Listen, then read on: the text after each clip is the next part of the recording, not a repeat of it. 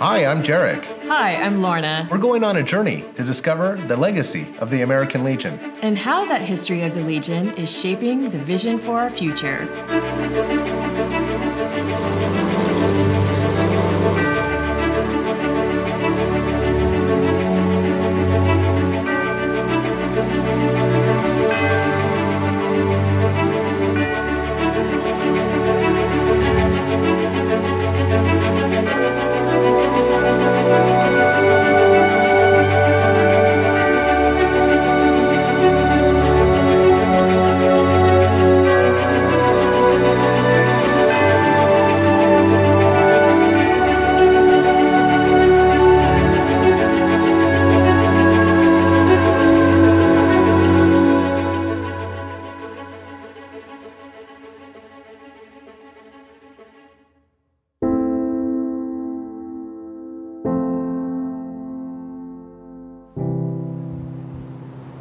A 100 years of service to community, state, and nation.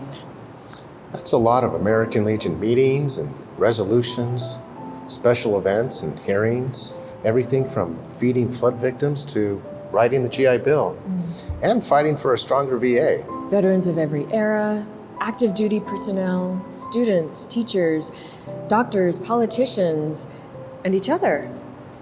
But how do you tie it all together? Well, I do know one common thread.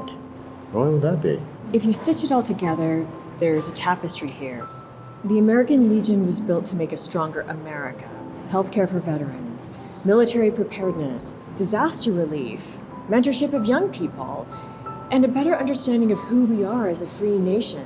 Put it all together and you have a stronger nation. I think you're going to have to show me what you mean. Okay.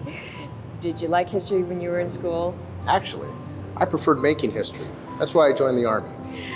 Well, you're in the right organization then. The American Legion has been making history for over 100 years, and we're not done yet. What do you think we're going to discover by looking back at all the accomplishments of the American Legion's past? I think we'll find the reasons veterans are still serving America. We'll have a better understanding of why we do what we do.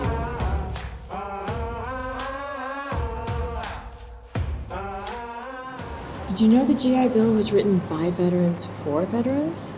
You know, I never really thought about it until it was time for me to actually use it. Was it at the back of your mind when you enlisted? Well, I'm sure it was. I mean, free college is a great incentive to serve. Well, in 1943, it was at the front of the minds of World War I veterans in the American Legion. The GI Bill was written as a response to a crisis. Disabled vets were coming home to virtually no support network, no legitimate chance to restart their lives. They needed help, and the GI Bill was written to provide it. And it certainly did that. But no one could have anticipated all the GI Bill would do to change and strengthen America. All of America, not just veterans. I never really thought about it like that. I guess it goes back to what you were saying, that the American Legion was built to make America stronger. If you don't treat veterans fairly when they get back from a fight, America doesn't get stronger. And future generations won't be that motivated to serve in the military if they think that veterans are just cannon fodder. But if you want evidence of American strength, you have to take a look at what all the GI Bill accomplished for everyone, not just veterans. The Servicemen's Readjustment Act of 1944 touched about everyone's lives. Soon after it passed, people of all classes were able to go to college, start a family, buy a house, and start living what they called the Great American Dream. I guess it started with a devotion to mutual helpfulness, like it says in the preamble of the Constitution of the American Legion. It's veterans serving veterans. And veterans strengthening America. No better example than the GI Bill. Brought to you by the American Legion.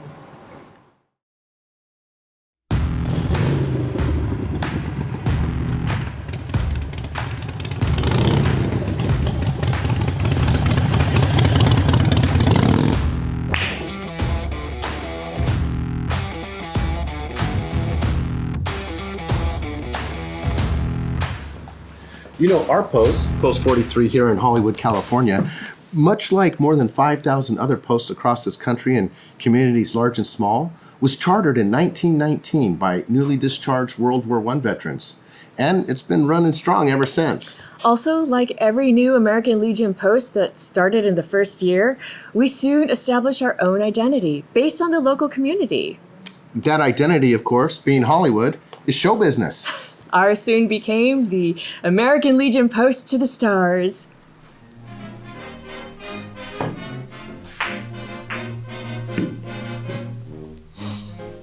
Clark Gable, Humphrey Bogart, Mickey Rooney, Red Buttons, Mary Pickford, and Shirley Temple. Most of them were veterans like us. Others were just supportive members of the community who appreciated what the American Legion stands for. Veterans, patriotism, strong military, youth and community service. You know, that's what set the American Legion apart from other veteran service organizations prior to it, is that commitment to the community, a willingness to fulfill needs. All the way back to the immediate aftermath of the American Revolution, wartime veterans have been creating and operating associations, usually to have a voice in government, which in the earliest years of the Republic was not well equipped, politically willing, or all that interested in assisting those who had been called to arms. There was Daniel Shays, leader of the so-called Shays Rebellion. Shays, a patriot who enlisted to fight the British for American independence, had been wounded fighting for the Continental Army. When he returned to civilian life, he faced debt and taxes that accrued during his time in the service. Like many Revolutionary War veterans, he stood to lose his land and everything he owned because he served in the military. His situation was shared by many of America's first veterans. So they assembled about 4,000 strong, and Shays led a sometimes violent protest movement to achieve protections against foreclosure and past due payments from the Army. In the late 18th and early 19th century, veterans discovered that veterans associated together could promote change and fairness in the nation they fought to defend and create. Some groups were officer only, like the Society of the Cincinnati, whose first president general was George Washington.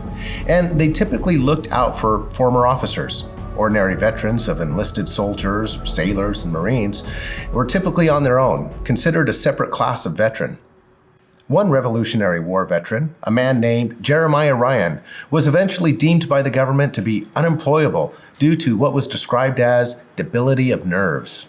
Today, we would call his condition post-traumatic stress disorder. He was awarded $5 a month in disability compensation, 10 years after his honorable discharge. Prior to that, his psychological condition was so severe he could never have applied for relief. And if he disagreed with the government's ruling, he had no right to appeal.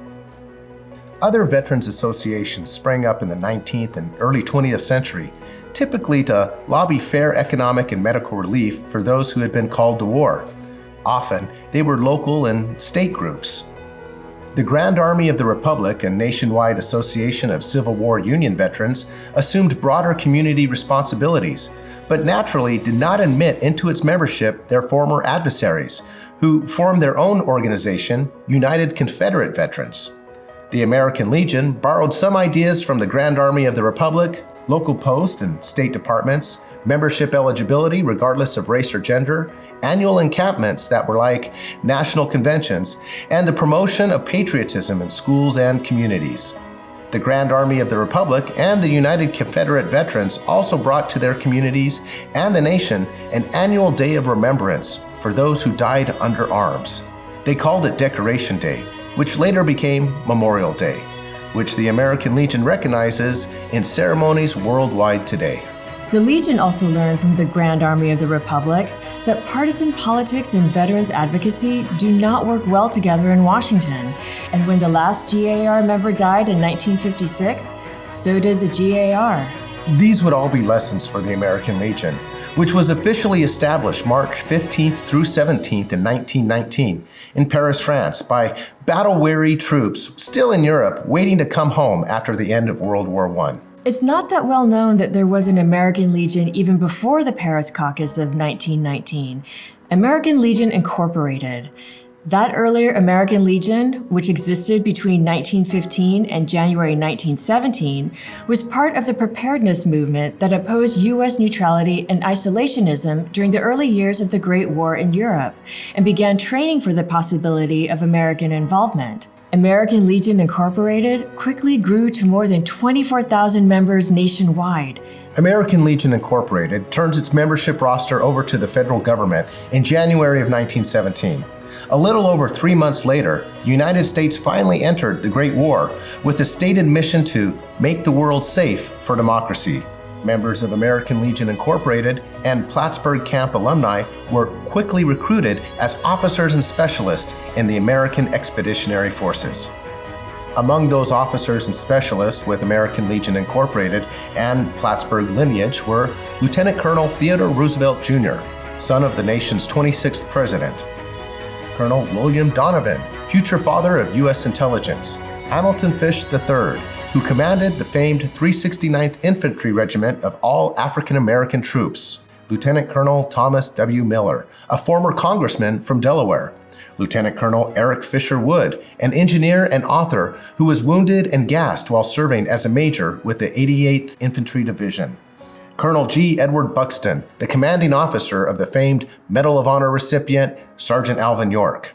These Plattsburgh-trained officers would gather after the November 11, 1918 armistice that ended World War I and conceive a new association of veterans, one that would fight for military preparedness, support veterans in need, mentor young people, selflessly serve communities, and advance the ideas of freedom, justice, and democracy. These officers determined that military rank, branch of service, gender, or race would have no bearing on membership in the new association. They determined that it would be completely nonpartisan. And they decided to call it the American Legion.